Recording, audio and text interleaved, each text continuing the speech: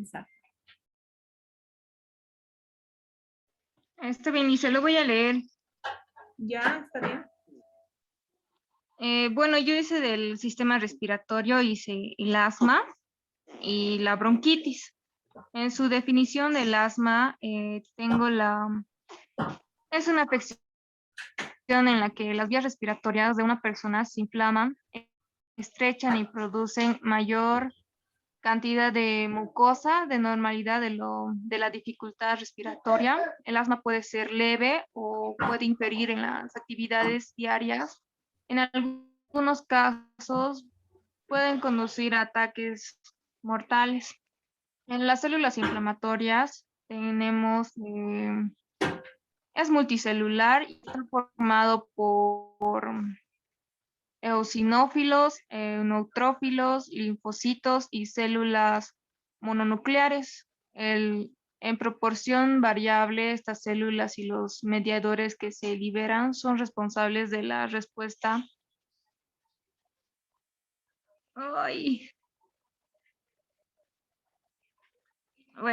Son responsables de la respuesta inmediata y tardía del asma. En características de patología en etapa aguda, se define el asma aguda como episodios de aumento y rápida progresión de disnea, tos, sibilancias y operación torácicas que tienen un rasgo variable desde crisis leve a riesgo vital. En etapa crónica se presencia continua tos, sibilización, disnea variable, aumento de tos por las noches, gracias a los cambios de clima, situaciones anímicas, existen de irritación ambientales. En bronquitis, como su definición es la inflamación de revestimiento de los conductos bronquiales que transportan al aire dentro y fuera de los pulmones. La bronquitis aguda ocasiona por una infección respiratoria como el resfrío y suele desaparecer sola. En células inflamatorias tengo los macrófagos, son células con un papel clave tanto en la inflamación aguda como en la crónica y representan la mayoría de células inflamatorias. En las características agudas tenemos tos, producción de mucosidad, esputo, que puede ser transparente, blanco, de color gris, amarillo, verde, rara vez puede presentarse manchas de sangre. Causa fatiga, dificultad para respirar, fiebre ligera y escalofríos moleculares en el pecho. En las características crónicas tenemos los bronquitis crónico, están la tos, la sibilización y las molestias en el pecho.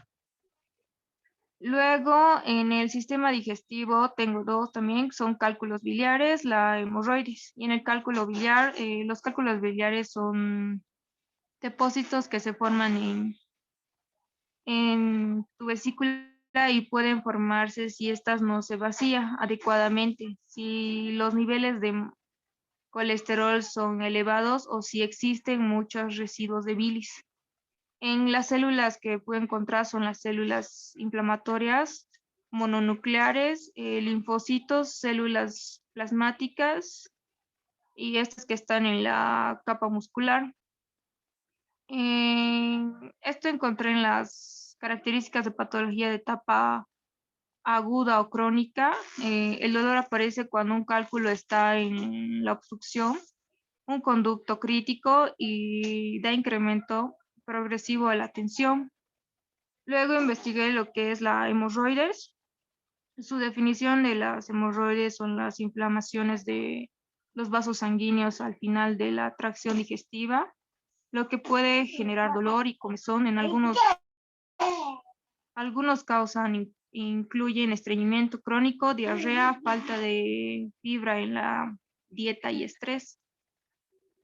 En las células inflamatorias, son las hemorroides, son conjunto de tejidos y venas inflamatorias e hinchazones. En la etapa agudas son debido a los estreñimientos y diarreas crónicas, el levantamiento de mucho peso, el embarazo o el esfuerzo excesivo al defecar. En las etapas crónicas, las hemorroides se clasifican en las etapas 1, 4. Es posible que tenga que realizarse una operación en las fases 3 y 4. Luego tenemos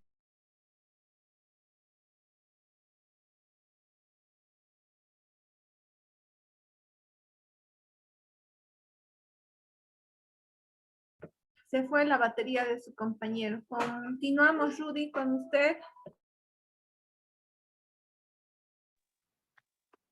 Ya dice, pero me falta de algo. Y a ver hasta dónde tengo. Ya dice. ¿Dónde está? Ya bueno, continuando. Pues continúe con la patología del sistema respiratorio. Una es la tuberculosis. Esta es una enfermedad infecciosa provocada por un bacilo que se transmite a través del aire y se caracteriza por la formación de tubérculos o nódulos en los tejidos infectados. Esta puede afectar a los diferentes órganos del cuerpo, en especial a los pulmones, produciendo una tos seca, fiebre, expectoraciones sanguinolentas y pérdida de peso. Las células inflamatorias sería más toda la bacteria Mycobacterium tuberculosis, cuyo principal desarrollo es el ser humano. En una etapa patológica aguda, esta vendría siendo una fase primaria donde esta no presenta síntomas. En cambio, en una etapa crónica, esta ya vendría siendo ya más dificultad, más bien presenta dificultad respiratoria, dolor en el pecho, tos, algunas veces con expectoración de moco, expectoración con sangre, sudoración excesiva, especialmente en la noche, fatiga, fiebre y pérdida de peso en sibilancias. Después tenemos lo que es una difteria. Esta es una enfermedad infecciosa aguda provocada por un bacilo que afecta a la nariz, la garganta, la laringe, la cual produce fiebre y dificultad para respirar. Las células inflamatorias no me dio tiempo de encontrar. En su etapa aguda tenemos que esta presenta un dolor de garganta, fiebre baja, glándulas inflamatorias en el cuello. Después, en una etapa crónica, podría causar una miocarditis o neuropatía periférica. Después, en la patología del sistema digestivo, tenemos lo que son los cálculos biliares. Estos son depósitos que se forman en la vesícula y se pueden formar si ésta no se vacía adecuadamente. Después tenemos que si los niveles de colesterol son elevados o si existen muchos residuos de bilis en esto. Los cálculos biliares dañan a las células endoteliales de los tejidos biliares. En una etapa aguda tenemos que presenta un dolor en la parte superior derecha del abdomen. En una etapa crónica ya vendría siendo una inflamación de la vesícula, una obstrucción del conducto colédoco y pancreático y posteriormente causaría un cáncer de vesícula. Después en esta patología del sistema digestivo tenemos lo que es una enfermedad celíaca o celiaquía y esta vendría siendo una sensibilidad al gluten, una proteína localizada en el trigo, el centeno y la cebada. Al comer gluten, el sistema inmunológico comienza a atacar al cuerpo, dañando el proceso de absorción de estos nutrientes de las comidas que ingerimos. Los tejidos que atacan no encuentro mucho. Después, en una etapa aguda, puede inferir los siguientes síntomas combinados o aislados, como ser la diarrea crónica, pérdida de peso, deposiciones abundantes, una anemia inexplicada, un dolor abdominal recurrente, gases, dolores óseos y articulares, calambres musculares y cansancio. En una etapa crónica presentaría ya más los déficits nutricionales, la absorción de los nutrientes. Estas vendrían siendo la osteoporosis baja, tallo o retraso de crecimiento, malformaciones congénitas en hijos de madres celíacas no tratadas durante el embarazo. También se les relaciona esta enfermedad con algunos cánceres de intestinos, el linfoma o adenocarcinoma. Después, ¿cuál es esto? Una patología del sistema vascular vendría siendo la embolia. Esta es una obstrucción de la arteria corporal y que disminuye e incluso puede llegar a interrumpir por completo la circulación de la sangre. En una etapa aguda presenta el descenso de la temperatura o piernas, asimismo una disminución o ausencia de pulso, falta de movimiento en un brazo o pierna, dolor y espasmo muscular en la zona afectada, entumecimiento, debilidad, hormigueo y o palidez en la parte afectada. De la parte crónica no encuentro mucho. Después tenemos una angina de pecho. Esta es un tipo de cardiopatía isquémica que aparece cuando el corazón no recibe la suficiente sangre. En una etapa aguda se presentan mareos, fatiga, náuseas, falta de aire y sudoración. En una etapa crónica es inestable y se caracteriza por una modificación del patrón normal de la angina de pecho. Esta es inesperada y suele ser más grave. Dura más tiempo que una angina estable, la cual vendría siendo en la fase aguda. También es posible que no desaparezca con reposo ni con medicamentos para la angina de pecho, y esto podría indicar o conllevar a un ataque cardíaco. Después estaba haciendo era lo que es una apoplejía, pero no me dio tiempo de acabar. Eso sería eso. Ya, Rudy. José Carlos.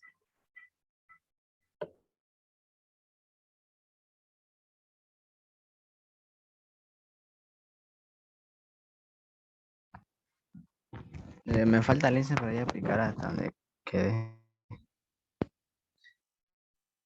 ¿Se ve, Alicia? Sí, se ve.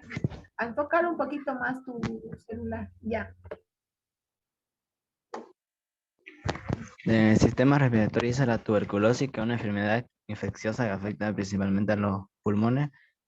Y esto, al entrar la bacteria, los macrófagos entran para proteger el cuerpo humano. Las características patológicas en etapa aguda son todos con expectoración de 15 o más días, calentura y sudoración por las noches, entre otras, pero esa es la característica más principales. En la crónica son cansancio y decaimiento, puede haber dificultad para respirar y dolores de pecho. La otra es la bronquitis aguda, que es una inflamación del revestimiento de los bronquios que lleva el aire hacia adentro y hacia afuera de los pulmones. No puede encontrar la célula inflamatoria. Las características agudas son tos, producción de mucosidad, fatiga, entre otras. Las características crónicas son la dificultad para respirar, fiebre ligera y escalofrío, molestia en el pecho.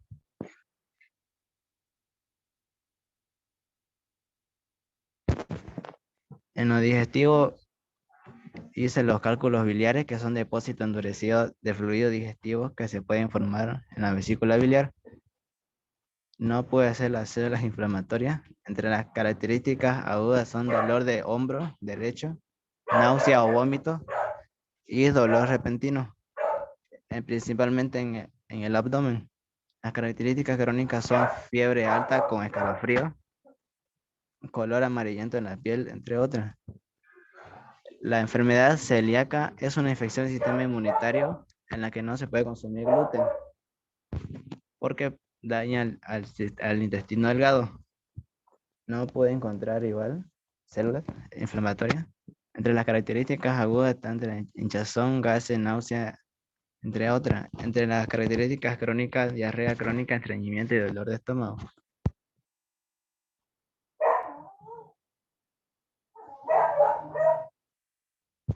En el sistema nervioso dice la enfermedad de Huntington. Es una enfermedad hereditaria que provoca la degradación progresiva de las células nerviosas en el cerebro. No puede encontrar la célula inflamatoria. De las características agudas son la falta de conciencia sobre las conductas y habilidades propias, aislamiento social, dificultad para aprender información nueva y fatiga y pérdida de energía. Entre las características crónicas son neumonía u otras infecciones, lesiones relacionadas con caída, complicaciones relacionadas con imposibilidad de tragar, ya que esto afecta y se debe más que todo, si no puede hacer eso, puede provocar una desnutrición y llevar a otra etapa más aguda. El Parkinson, que es una enfermedad del sistema nervioso que afecta al movimiento. No puede encontrar las células inflamatorias. Entre las características agudas son la rigidez muscular, alteración de la postura y el equilibrio. Entre las características crónicas son problemas para masticar y comer, ya que esto no funciona bien el músculo de la boca y puede provocar desnutrición. Y problemas para dormir, trastorno de sueño, ya que esto provoca que no puede, se levanta a cualquier hora en la noche y puede dormirse en todo el día. Eso sería, Lisa. Ya, José Carlos. Karen va a defender.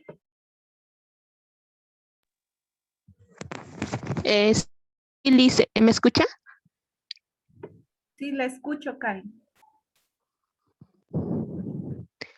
¿Puedo compartir pantalla, por Sí, favor? sí, lo voy a habilitar. Ahora sí ya puedes compartir. Ya, gracias, Liz.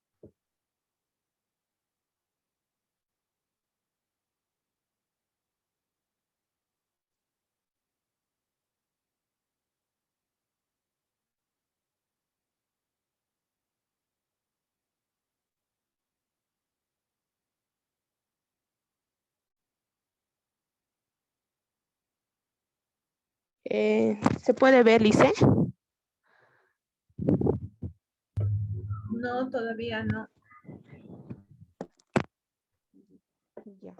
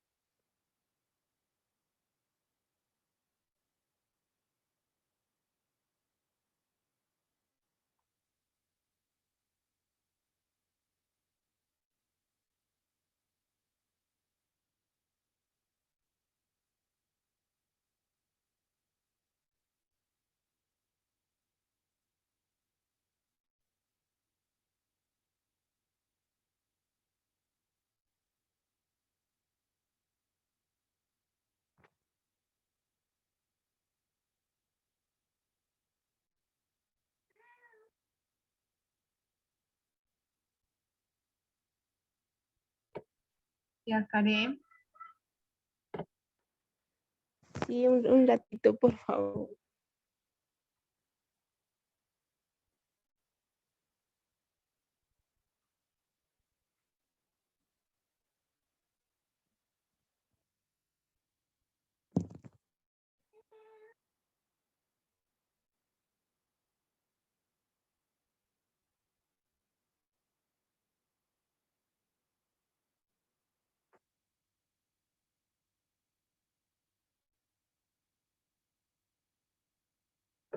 Hasta que su compañera alice su presentación, chicos, Desde la siguiente semana empezamos con las exposiciones para patología.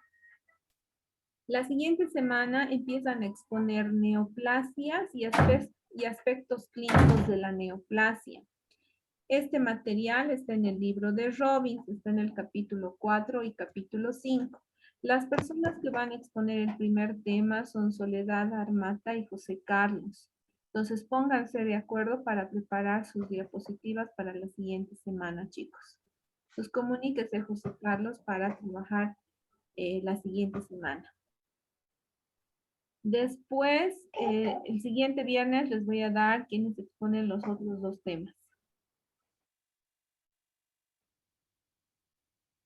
Entonces, José Carlos, por favor, se comunica con Soledad Armata para poder elaborar su exposición para la siguiente semana. Sus diapositivas, Alicia, ¿puede repetir el tema? neoplasias y aspectos clínicos de la neoplasia, de lo que son las neoplasias.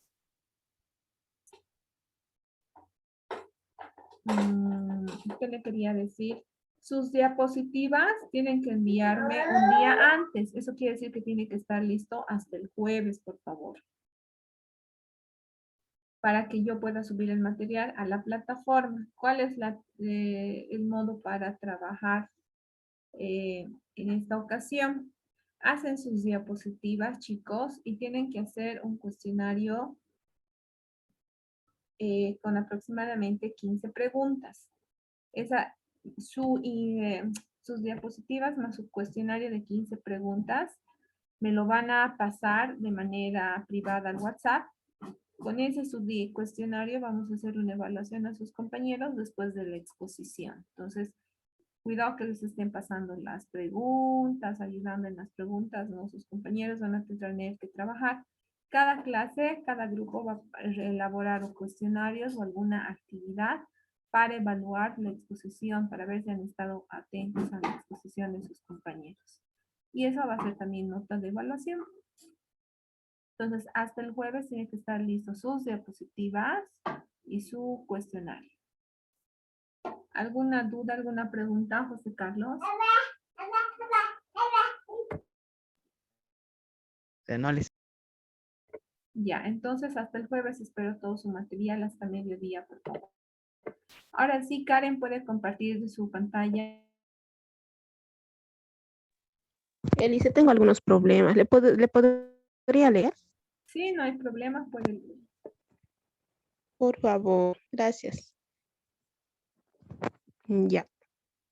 En el sistema respiratorio yo elegí dos patologías. La primera patología es la difteria. La difteria es una infección aguda muy contagiosa que produce una bacteria llamada Corynebacterium. Las toxinas que producen. Esta afecta a las vías respiratorias altas y a la garganta y también a la nariz, provocando una mucosa de un color blanco que provoca dificultades respiratorias al acumularse. Las células inflamatorias de esta patología son las cepas de difteria infectadas por un fago beta que porta el gen que codifica la toxina. Producen esta potente sustancia. La toxina primero causa inflamación y necrosis en los tejidos locales y luego puede dañar el corazón, los nervios y en ocasiones los riñones. Las cepas no toxigénicas DC también pueden causar infecciones nasofaringeas y a veces enfermedades sintomáticas. Por ejemplo, la artritis séptica. Las características de la etapa aguda, estas pueden ser: esta enfermedad tiene un inicio agudo y las principales características son el dolor de garganta, fiebre baja y glándulas inflamadas en el cuello. Y la toxina puede, en casos graves, puede causar miocarditis o neuropatía periférica. Esta toxina diftérica hace que una membrana de tejido muerto se acumule sobre la garganta y las amígdalas, dificultando la respiración y la deglución. Ahora, en la etapa crónica, podemos ver en la infección con bacterias que causan la difteria, provoca una enfermedad muy grave y presenta signos y síntomas evidentes. Esta puede presentar también en personas que ni siquiera saben que tienen esta enfermedad. A estas personas se les denomina portadores de difteria, ya que puede transmitir la infección sin estar enfermos. La otra patología del sistema respiratorio sería el asma o asma bronquial. El asma es una enfermedad pulmonar producido por la inflamación y estrechamiento de la mucosa de los bronquios, impidiendo la salida correcta del aire de los pulmones. Las células inflamatorias son, estas células participan en más de 100 medidores en múltiples efectos. El infiltrado inflamatorio en el asma es multicelular y está formado por eosinófilos, neutrófilos, linfocitos y células mononucleares en proporciones variables. Estas células y los mediadores que se liberan son responsables de la respuesta inmediata y tardía del asma. Los mastocitos desempeñan un papel primordial en los síntomas inmediatos del asma, mientras que los eosinófilos, estos son los macrófagos, los neutrófilos y los linfocitos Th2. Estos intervienen preferentemente en la inflamación crónica. En la etapa aguda, como episodios como un aumento rápido y progresivo de disnea, tos, opresión torácica que tiene un rango variable, desde crisis leves a riesgos vitales. Y en la etapa crónica, esta puede tener una inflamación en la vía aérea, una obstrucción intermitente en los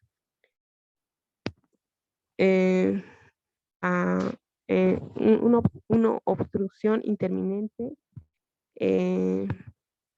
y la hiperreactividad bronquial tienen lugar cuando disminuyen al tratamiento habitual y con frecuencia a la irritación bronquial. Luego tenemos a la enfermedad de la hemorroides. Esto ya es del sistema digestivo. Las hemorroides son venas inflamadas o hinchadas alrededor del ano o a la parte inferior del recto. Hay dos tipos. Hemorragias externas se forman debajo de la piel alrededor del ano y las hemorragias internas se forman en el revestimiento del ano y en el recto inferior. Sus células inflamatorias son, estas están constituidas por vénulas, arteriolas, estas se comunican con con los tejidos conectivos y elásticos y el músculo liso en el conducto anal. Estas presentan normalmente durante nuestro desarrollo y por debilitamiento de las mismas, secundarias a esfuerzos. Se realizan fuera del ano, favorecimiento la aparición de complicaciones. Todas las venas, los capilares venosos de la región rectal y el ano pueden dilatarse y formar varices, porque la sangre que llevan se encuentra bloqueada en la parte interior, es decir, en un camino de retorno al corazón. Puede haber una obstrucción debido a las afecciones cardíacas. Estas pueden tratar de esta enfermedad y curar para que desaparecieran las varices renales o anales. Y en la etapa aguda de esta enfermedad podemos ver la aparición de una formación redondeada, densa en el margen anal, de color violáceo, doloroso, de tamaño variable, más o aproximadamente de 0 a 5 a 2,5 centímetros, o también puede ser más.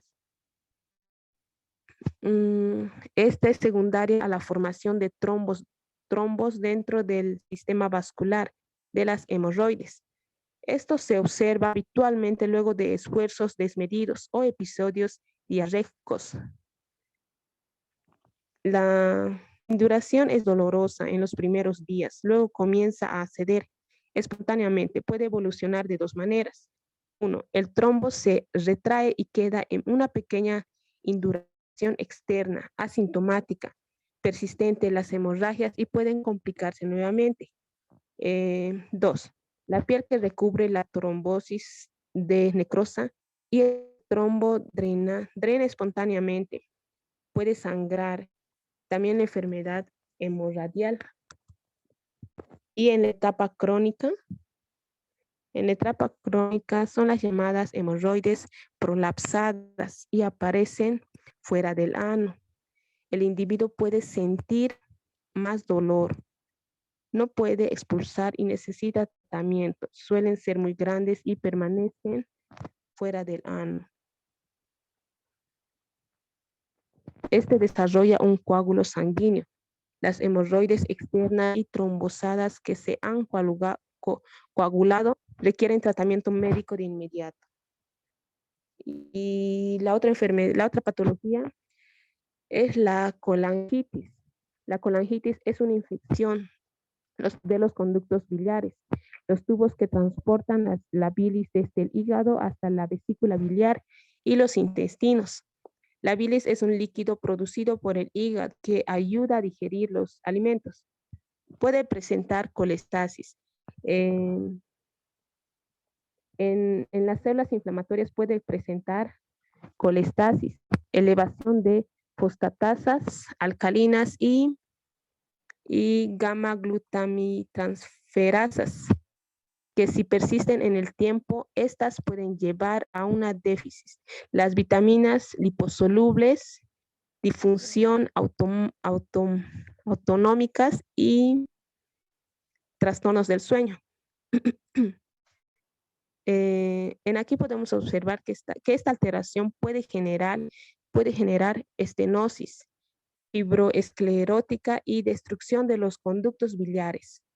La progresión conlleva riesgos de cirrosis hepática y desarrollo de colangiocarcinoma.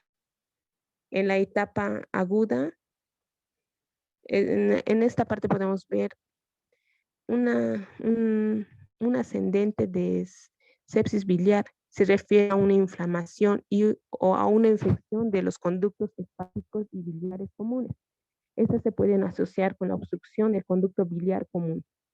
Y en la etapa crónica, si la cicatrización de los conductos biliares hace más lenta o detienen fluir de los bilis fuera del hígado, quizás tengan infecciones frecuentes en los conductos biliares. El riesgo de infección es especialmente después de que hayas pasado un procedimiento quirúrgico para expandir un conducto biliar. Muchas cicatrices o para extraer cálculos que están obstruyendo a un conducto biliar. Y eso sería todo, Lice, me falta todavía. Ya, gracias, Karen. Soledad va a defender.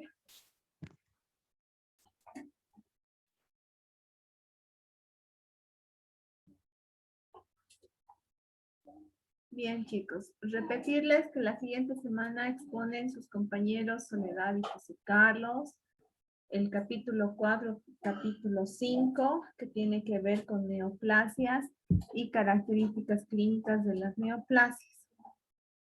Ahora, solamente decirles que la tarea que han hecho hoy día, por favor, acábenla y tienen para subirla a la plataforma hasta mañana a la medianoche, ¿ya? Cualquier otra duda acerca de los temas de exposición, me escriben los chicos que están asignados al primer tema de exposición. Con esto estamos finalizando la clase. No se olviden subir la tarea a la plataforma hasta mañana a mediodía, ¿ya? ¿Alguna duda? Chicos, ¿alguna duda? No, pues. Bien, chicos. Entonces, nos vemos la siguiente semana. Que tengan buen fin de semana.